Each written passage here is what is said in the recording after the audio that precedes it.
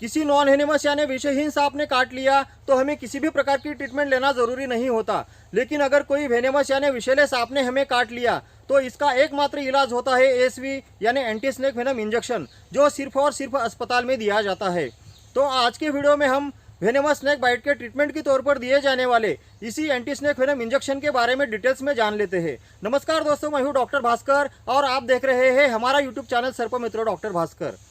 इस इंजेक्शन का निर्माण कैसे किया जाता है, इससे पहले स्नेक बाइट और सांपों में पाए जाने वाले वेनम के विविध प्रकारों के बारे में हमें जानना जरूरी है। तो चलिए शुरू करते हैं आज का इन्फॉर्मेटिव वीडियो।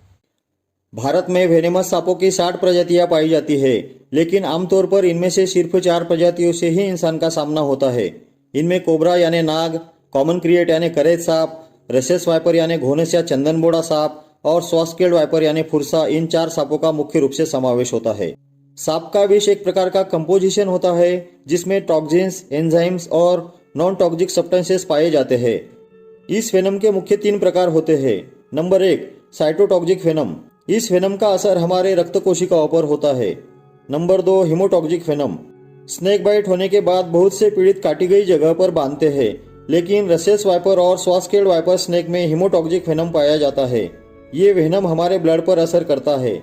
इसके कारण रेड ब्लड सेल्स डैमेज होकर शरीर के किसी भी हिस्से से खून निकलने लगता है। क्योंकि इस वेनम से ब्लड क्लॉटिंग में दिक्कत आती है, इसलिए हिमोटॉक्सिक स्नेक घोनस और फुरसा सांप के काटने के बाद उस जगह पर बांधना नहीं चाहिए। Number 3, neurotoxic venom. इस वेनम का असर मनुष्य के मस्तिष्क पर होता है। इस सांप के काटने के बाद 30 से 35 मिनटों में विष का असर शुरू हो जाता है, जिसके चलते पीड़ित का उसके शरीर पर नियंत्रण नहीं रहता। दोस्तों, अभी तक मैंने जितने सांपों के बारे में बताया, इनमें से अगर कोई भी सांप हमें काट लेता है तो सिम्टम शुरू होने से पहले हॉस्पिटल में जाकर ट्रीटमेंट लेना जरूरी होता है। तो चलिए अभी इस ट्रीटमेंट के तौर पर दिए जाने वाले इंजेक्शन एंटी स्नेक वेनम के बारे में जान लेते हैं। इस इंजेक्शन का निर्माण करने के लिए ढेर सारे स्वस्थ सांपों की जरूरत होती है और समय समय पर इनका विष निकाला जाता है, क्योंकि इस इंजेक्शन के निर्माण में मुख्य रूप से सांपों का विष ही इस्तेमाल किया जाता है। सांप का विष निकालने के लिए उसे बड़ी सावधानी के साथ पकड़ा जाता है। उसके मुंह के पास पकड़कर उसे एक बारीक झिल्ली चढ़े शीशे के प्याले के पास लाया जाता है।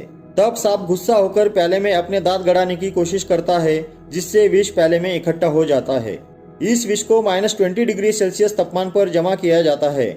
इसके बाद वेनम से पानी निकालकर अलग किया जाता है, जिसके चलते यह वेनम पाउडर फॉर्म में ट्रांसफर हो जाता है। इसके बाद एंटी वेनम के निर्माण के लिए इम्यूनाइजेशन की प्रक्रिया शुरू की जाती है। इस प्रक्रिया के लिए किसी तंदुरुस्त घोड़े का चुनाव करने के बाद उसके शरीर में सूक्ष्म मात्रा में इस विष का प्रवेश कराया जाता है। सांप का विष देने के बाद इस घोड़े को कड़ी चिकित्सीय निगरानी में रखा जाता है। लगभग 8 से 10 सप्ताह के बाद घोड़े के रक्त में ढेर सारी मात्रा में एंटीबॉडीज तैयार हो जाते हैं। इसके बाद घोड़े का खून निकालकर उसके खून से एंटीबॉडीज को अलग करके इसी एंटीबॉडीज से एंटी स्नेक वेनम का निर्माण किया जाता है। यहाँ तक वीडियो देखने के बाद आपके मन में यह सवाल जरूर आया होगा कि इस इंजेक्शन के निर्माण में आखिर घोड़े का ही इस्तेमाल क्यों किया जाता है, किसी नेवले का इस्तेमाल क्यों नहीं करते, जबकि एक नेवले का शरीर भी सांपों के विष के प्रति इम्यून होता है।